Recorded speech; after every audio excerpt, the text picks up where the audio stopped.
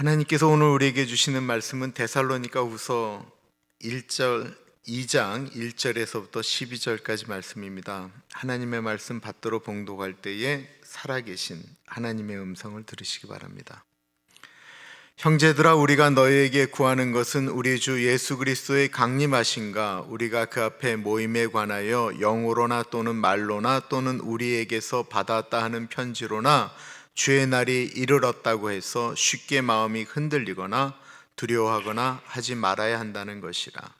누가 어떻게 하여도 너희가 미혹되지 말라. 먼저 배교하는 일이 있고 저 불법의 사람 곧 멸망의 아들이 나타나기 전에는 그날이 이르지 아니하리니 그는 대적하는 자라. 신이라고 불리는 모든 것과 숭배함을 받는 것에 대항하여 그 위에 자기를 높이고 하나님의 성전에 앉아 자기를 하나님이라 내세우느니라. 내가 너희와 함께 있을 때에 이 일을 너희에게 말한 것을 기억하지 못하느냐? 너희는 지금 그로 하여금 그의 때에 나타나게 하려 하여 막는 것이 있는 것을 아나니 불법의 비밀이 이미 활동하였으나 지금은 그것을 막는 자가 있어 그 중에서 옮겨질 때까지 하리라. 그때 불법한 자가 나타나리니 주 예수께서 그 입의 기운으로 그를 죽이시고 강림하여 나타나심으로 패하시리라. 악한 자의 나타남은 사탄의 활동을 따라 모든 능력과 표적과 거짓 기적과 불의의 모든 속임으로 멸망하는 자들에게 있으리니 이는 그들이 진리의 사랑을 받지 아니하여 구원함을 받지 못함이라. 이러므로 하나님이 미혹의 역사를 그들에게 보내사 거짓 것을 믿게 하심은 진리를 믿지 않고 불의를 좋아하는 모든 자들로 하여금 심판을 받게 하려 하심이라. 아멘. 그 예수님이 사도 바울이 편지를 쓰면서 우리에게 영혼과 영육의 강건함에 대해서 말씀하였어요. 나이가 아주 많이 들기 전에 70 이하, 70도 마찬가지죠. 육체가 약해지면 영도 같이 약해지는 것을 경험하게 됩니다. 몸이 안 좋잖아요. 몸이 안 좋으면 영이 같이 연약해져요. 몸이 힘드니까 기도 어렵죠. 몸이 힘드니까 찬양하는 거 어렵죠. 몸이 힘드니까 귀찮아지는 거예요. 이게 굉장히 중요한 건데, 그래서 영육이 이렇게 밸런스를 맞춰야 돼요.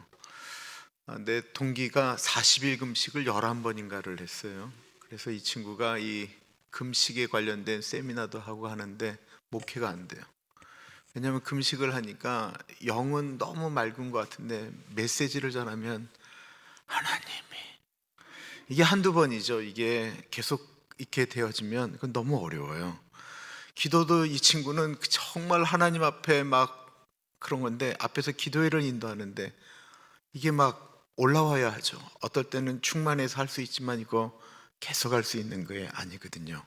그래서 영육이 맞춰지도록 애쓰는 게 참 중요한데, 환경적인 것이 육적인 것을 건드리기 시작하면 이 영적인 것들이 민감해지면서부터 육을 멀리하기 시작하는 일들이 발생하게 됩니다.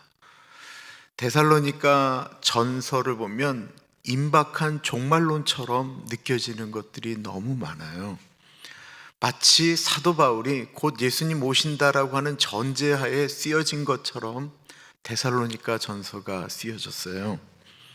데살로니가 후서도 마찬가지인데 왜 이렇게 쓰여졌냐면 디모데가 갔다 온 다음에 얘기하는 거예요.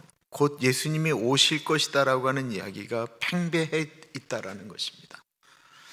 근데 지난주에 말씀드렸던 것처럼 종말론이 강하면 사람들이 신앙생활을 굉장히 열심히 하게 되거든요. 그럴 거 아니겠어요? 예수님 곧 오신다는데 우리가 모이기를 더 힘쓰고 애쓰자, 이렇게 됩니다. 근데 종말론이 또 강해지면 사회하고 멀어지게 되는 거예요. 신앙은 있는데 몸은 힘들고 환경적으로 어려워지면 고백하는 것들이 있는데 그게 하나 뭐냐면 예수님 빨리 왔으면 좋겠다라는 것입니다. 삶에 대해서 이렇게 별로 민감해지지 않아요. 그러지 않더라도 예수님 너무 사랑하게 되면 이렇게 예수님 빨리 만나는 것이 소망을 두고 살게 돼요. 그러나 우리가 잊지 말아야 될 것이 있는데, 우리가 생각은 그래도 하나님께서 이 땅에 나를 보내시면서 준 사명이라는 것이 있잖아요. 예수님이 우리를 그냥 보내신 것이 아니거든요. 예수님이 나에게 무슨 일을 하게 하고 누구를 만나게 하고 가정을 이루게 한 것이 그냥 아무 의미가 없는 게 아니잖아요. 근데 제가 이걸 철저하게 경험한 게 뭐냐면, 허리 수술하기 전에 정말 뭐 5분 걷는 거 힘들죠. 제가 이렇게 말씀을 전할 때 어떻게 했냐면 다리를 들고 설교를 했어요. 이렇게 다리를 들고 설교를 하는 거예요. 그리고 또 힘들면 다리를 바꿔서 들고. 근데 이게 너무 힘이 드니까 제가 작년에는 모든 것들이 다 귀찮고 예수님 빨리 만났으면 좋겠다라는 게 소망이었어요. 그러니까 다 귀찮은 건데 누가 귀찮냐면 집사람이 귀찮아요. 그래서 제가 한국에 수술하러 갈 때 저 혼자 가겠다고 그랬어요. 이게 내가 너무 단호하게 여러 번 얘기했기 때문에 집사람이 처음에 말도 못 꺼냈어요. 그러니까 나 혼자 가서 내가 수술하는 게 두려운 것도 아니고 다 두려운 게 아닌데 그냥 혼자 있고 싶은 거예요. 나 혼자 좀 있고 싶다라고 하는 생각이었는데 집사람이 이렇게 얘기를 했어요. 당신이 혼자 가게 되면 교인들이 도대체 나라는 존재를 어떻게 생각하겠느냐. 내 입장이 아닌 집사람 입장을 생각해 보니까 그게 일리가 있는 말이잖아요. 그래서 같이 가게 됐어요. 그리고는 제가 진짜 한국에서 진짜 호강을 했어요. 너무 편하게 지냈어요. 그리고 수술이 끝난 다음에 집사람하고 한국에서는 한 번도 해보지 못한 걸 했어요. 덕수궁 돌담길을 걸어봤어요. 집사님 걸어보셨어요? 못 걸어보셨죠? 그럼 얘기하시면 안 돼요. 덕수궁 돌담길을 걸어서 뒤쪽에 있는 성공의 회당 지나서 이렇게 보는데 5분도 못 걷던 사람이 한 1시간을 걷고 같이 돼지곱창집 찾아서 가서 먹고 참 마음이 행복하더라고요. 그러고 나니까 어떤 생각이 들었냐면 내가 빨리 가나안 교회 가서 사랑하는 교인들에게 예수님이 나에게 주신 행복을 이렇게 전달해 주고 싶다라는 생각이 들었어요. 내 안에 있는 예수님, 나에게 사랑을 주시고 은혜를 주신 그 예수님의 그거를 정말 나눠주고 싶더라고요. 예수님 믿는다라는 건 뭐냐면 내가 예수님 때문에 행복하면 내 옆에 있는 사람도 행복한 게 정상이에요. 그리고 내가 예수님 때문에, 예수님이 나를 위해서 희생했는데 내가 그 예수님 때문에 내가 희생해서 옆에 있는 사람이 행복하면 그거 진짜 예수 믿는 복이잖아요. 내가 예수를 믿어서 내 옆이 행복하면 그게 진짜 예수 믿어 복된 거 아니겠어요? 근데 데살로니가의 종말로는 사도 바울이 쓸 때는 좀 정상적이지가 않았던 것입니다. 1절과 2절 볼게요. 형제들아, 우리가 너희에게 구하는 것은 우리 주 예수 그리스도의 강림하심과 우리가 그 앞에 모임에 관하여 영으로나 또는 말로나 또는 우리에게서 받았다 하는 편지로나 주의 날이 이르렀다고 해서 쉽게 마음이 흔들리거나 두려워하거나 하지 말아야 한다는 것이라.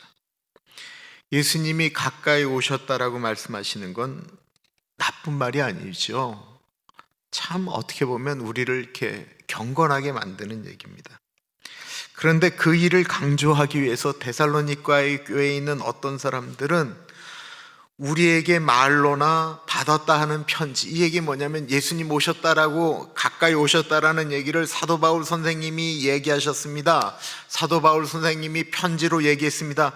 이런 거짓된 것을 주장하면서까지 예수님이 임박하셨다라고 이야기했다라는 거예요. 사도 바울이 그렇게 말하지 않았는데, 사도 바울이 그렇게 편지 쓰지 않았는데 그렇게까지 얘기하면서 예수님 오신다, 곧 오신다라고 하면서 사회를 흔들었다라는 것입니다. 설령 주님의 날이 가까웠다라고 해도 흔들리지 말라라는 거예요.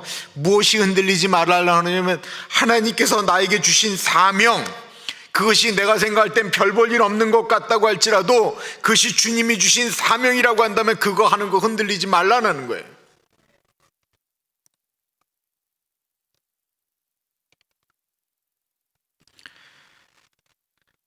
사도 바울은 누구보다도 재림을 기다리는 분이셨습니다. 그런 사도 바울이 이 데살로니가 후서에 참 놀라운 얘기를 했어요. 데살로니가 후서 3장 10절입니다. 우리가 너희와 함께 있을 때에도 너희에게 명하기를 누구든지 일하기 싫어하거든 먹지도 말게 하라 하였더니, 무슨 말이냐면 예수님 오시는데 일해서 뭐해? 그러고 나서 일들을 안 한다라는 거예요. 자기 할 일을 안 한다라는 거예요. 나만 예수님 만나면 된다라는 거예요. 그렇게 할 거면 먹지 말라라는 거예요. 이게 종말론에 대해서 그렇게 많이 이야기하고 있는 데살로니가 후서에 있는 말씀이에요. 그러시면서 앞으로 일어날 일에 대해서 우리가 분별했으면 좋겠는데, 종말의 때가 오면 꼭 앞에 있는 전조에 대한 말씀을 하고 계세요. 3, 4절 보겠습니다.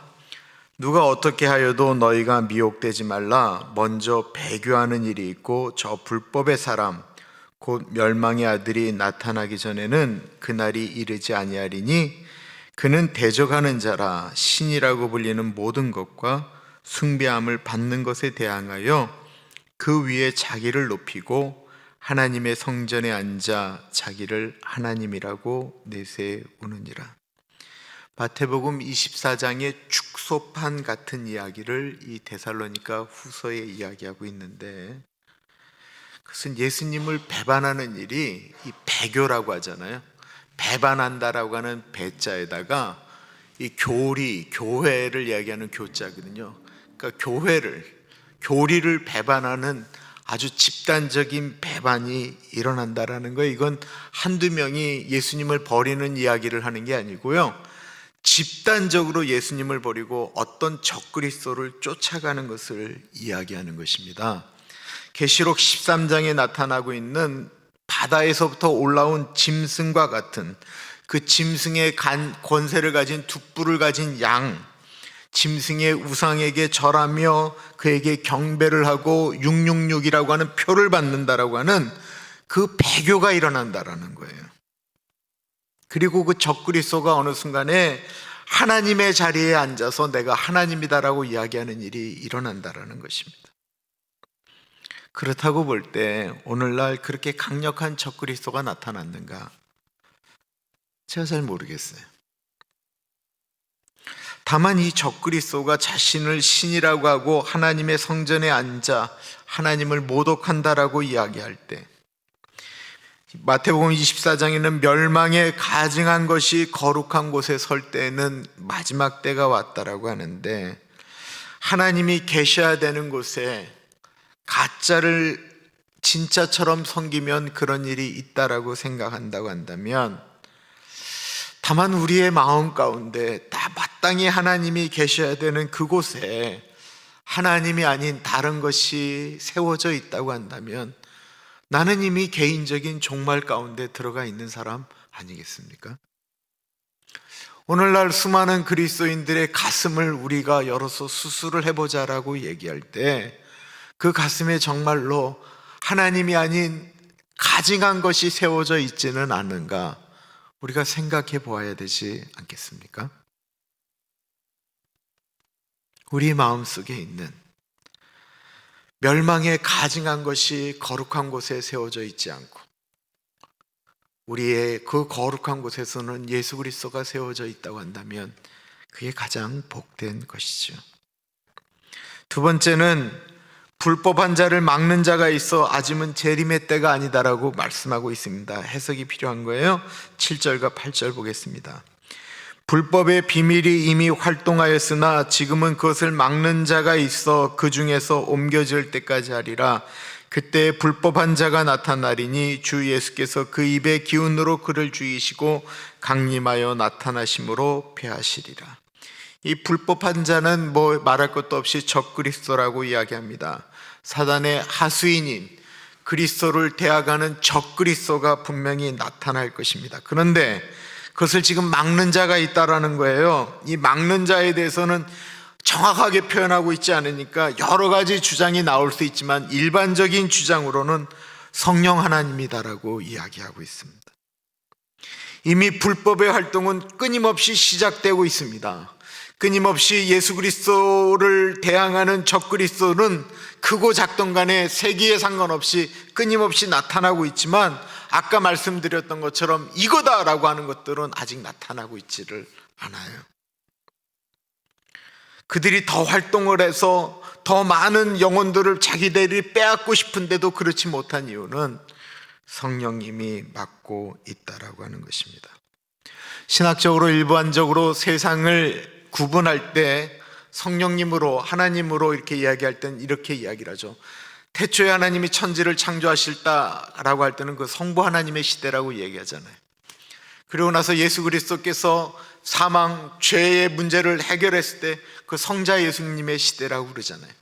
그리고 예수님께서 제자들에게 말씀하셨던 내가 가야 좋은 보혜사 성령님이 오신다라고 이야기한 다음에 성령이 오셨다라고 하는 이 시대를 가리켜 성령의 시대라고 이야기를 하죠. 지금까지 적 그리스도들이 사단이 마음껏 행동하지 못하도록 성령님이 막고 계신다라는 것입니다. 왜 그럴까요? 한 영혼이라도 주께로 돌아올 길을 기대하면서 성령님이 그렇게 역사하고 계신다라는 것입니다.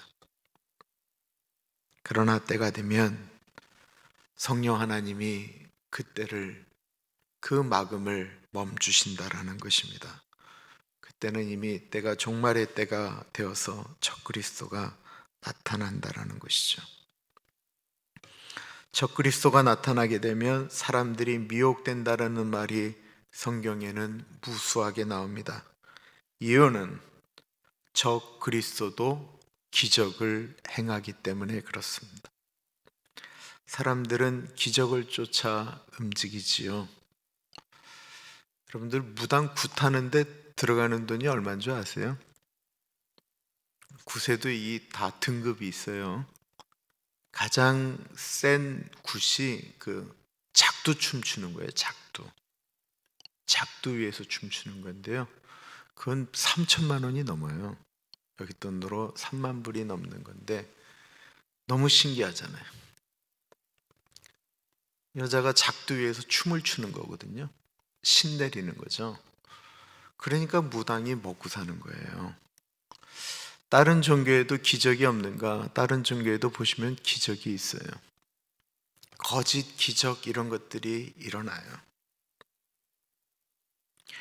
9절과 10절 악한 자의 나타남은 사탄의 활동을 따라 모든 능력과 표적과 거짓 기적과 불의의 모든 속임으로 멸망하는 자들에게 있으리니 이는 그들이 진리의 사랑을 받지 아니하여 구원함을 받지 못함이라.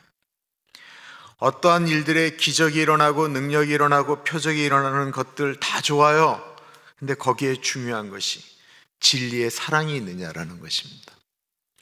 이것이 통해서 정말 저 영혼이 살림을 받는 진리의 은혜가 거기에 있느냐라는 것입니다. 하나님의 사랑은 진리가 있는 사랑입니다. 거짓 사랑이 아니다라는 것입니다. 기적이 일어나면 이런 이야기들이 나온다라는 거예요. 요한계시록의 느낌이 그렇죠. 하나님이 아니고서 어떻게 저런 일들을 하겠는가라고 이야기하는 것입니다. 그러나 그 기적이 성경에서 말씀하고 있는 사랑과 그 사랑 안에 진리가 없다라고 한다면 어떻게 되겠습니까? 제비족들이 여자들에게 사랑한다라고 이야기하는데 그 사랑에 뭐가 없냐면 진리가 없는 거예요. 진리가 없는 사랑처럼 공허한 게 없습니다. 우리 안에 있는 진리는 예수 그리스도이시지요. 내가 곧 길이요 진리요 생명이니 뒷말이 더 중요해요. 예수 그리스도가 진리인데 예수 그리스도가 진리인 것을 이렇게 표현하고 있어요. 진리인 나를 통하지 않고서는 아버지께로 갈 수 있는 게 없다라는 거예요. 세상에 이렇게 말씀하시는 진리는 없어요. 그러니까 사람들이 자기가 진리가 아니니까 자꾸만 이렇게 얘기하는 거예요. 이 정상으로 올라가는 길은 A길도 있고 B길도 있고 C길도 있고 D도 있고 E도 있고, 이 정상만 올라가면 되는데 이 정상은 구원이거든요. 여기 올라가는 길을, 에베레스트 산에 올라가는 길은 A 코스도 있고 B 코스도 있고 C 코스도 있는데 왜 굳이 한 길만 주장하느냐라는 거예요. 이게 종교다원주의를 이야기할 때 가장 기본적으로 드는 예예요. 근데 예수님이 그렇게 말씀하지 않았다라는 거예요. 하나님께로 가는 길이 불교를 통해서도 이슬람을 통해서도 다른 종교를 통해서도 간다고 이야기하지 않았다라는 거예요. 왜? 진리이시기 때문에 그래요. 예수님이 다른 방법이 있으면 분명히 예수님이 그렇게 말씀하셨어요. 다른 방법이 있으면 뭐하러 하나님이 그 하나밖에 없는 아들을 이 땅에 내려보내서 그렇게 피 흘려 죽기까지 만드시겠느냐고요. 다른 방법이 있으면 없다라는 거예요.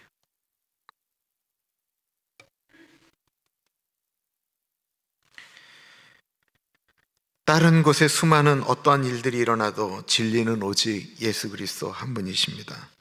그리고 예수 그리스도가 진리이신 이유는 그분이 보여준 사랑으로 증명하고 있는 거예요. 하나님이신데 그분이 인간이 되셔서 피조물인 인간을 위하여 죽었다라고 하는 그 사랑, 이 길이 진리로 가는 길이다 라고 하면서 그 길이 진리임을 보여줬던 것은 예수님이 말만 하신 것이 아니고 그 길이 진리이기 때문에 그 진리된 길을 직접 보여주시기 위해서 죽으셨다라는 거예요.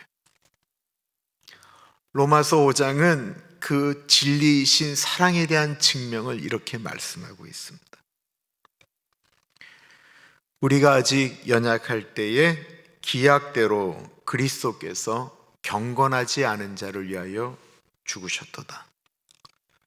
의인을 위하여 죽는 자가 쉽지 않고 의로운 사람을 위해서도 누가 대신 죽어주는 것은 결코 쉬운 일이 아니다라는 거예요. 또한 선한 사람을 위하여 대신 용감하게 죽을 사람이 혹 있지만 예수님께서 우리를 위하여 죽으실 때에 우리의 상태를 뭐라고 이야기하냐면 우리가 아직 죄인 되었을 때에, 우리가 아직 죄인 되었을 때에 그리스도께서 우리를 위하여 죽으심으로 하나님께서 우리에 대한 자기의 사랑을 확증하셨느니라. 하나님의 사랑은 우리가 죄인 되었을 때에 죄인이기 때문에 하나님이 약속한 나라를 유업으로 받을 수 없는 상태였을 때 하신 사랑이다라는 것입니다. 우리가 죄인 되었을 때에, 10절에는 우리가 원수 되었을 때라고 말씀하고 있는데요, 사랑받을 수 없는 우리에게 죽으면서까지 사랑했던 이유는 그 길로 가는 것이 진리였기 때문이다라는 것입니다. 그러면서 주님께서 우리에게 그 사랑의, 진리의 사랑을 펼쳐주면서 우리에게 부탁하시는 거예요.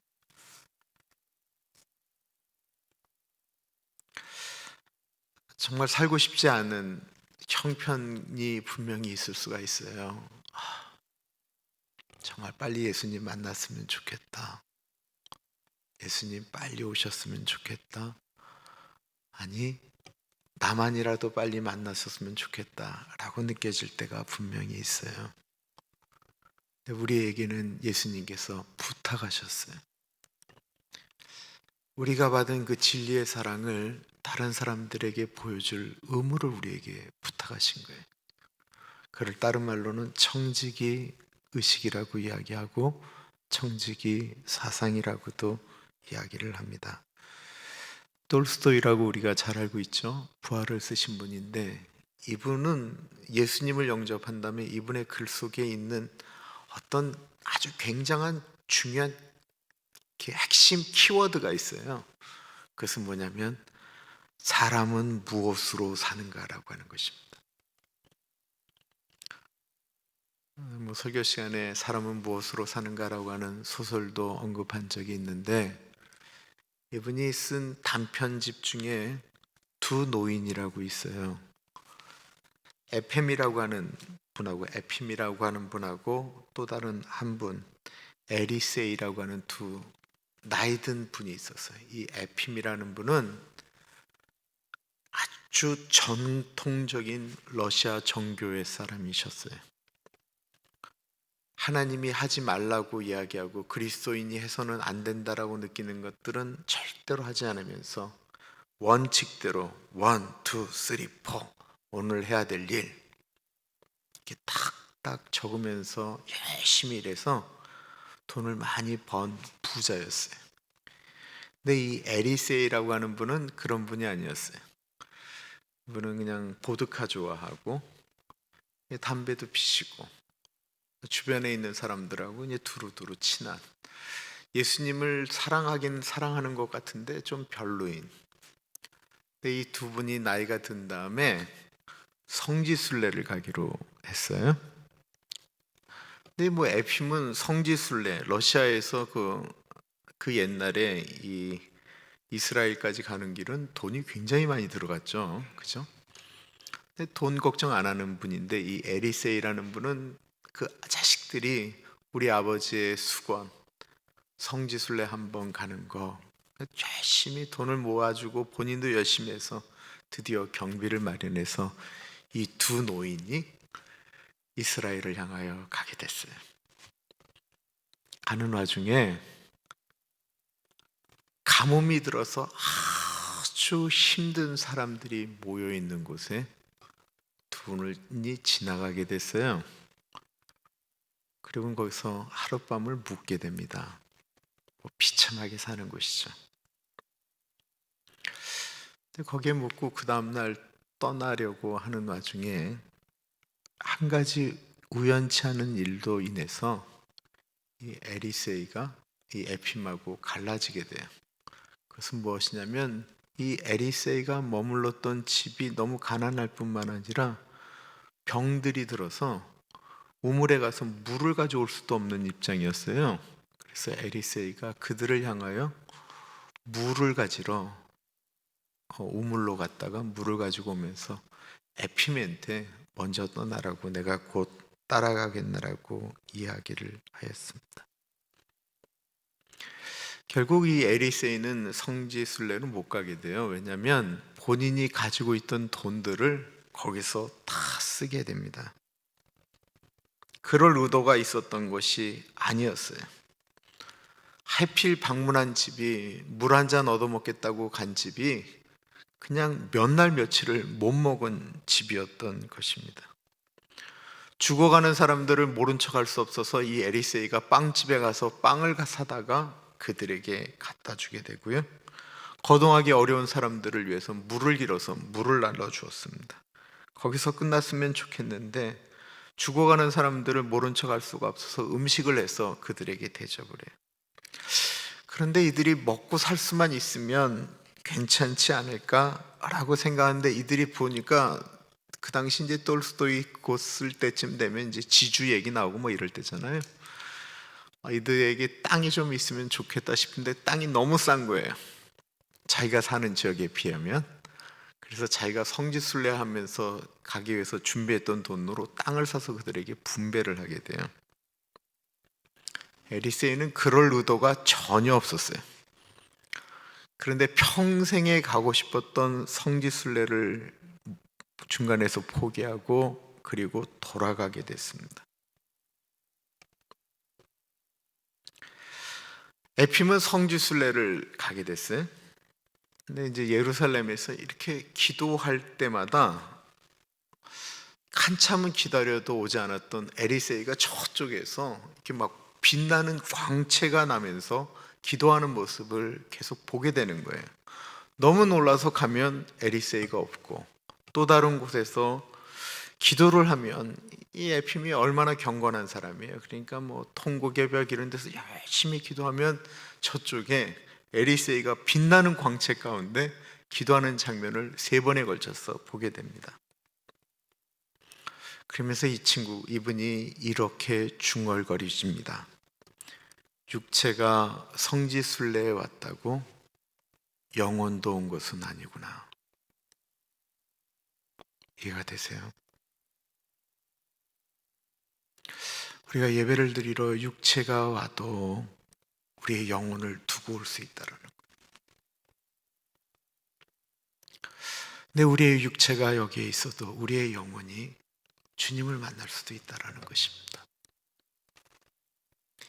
이 에핌이 6주간의 성지 순례를 마치고 시컨 구경한 다음에 돌아오다가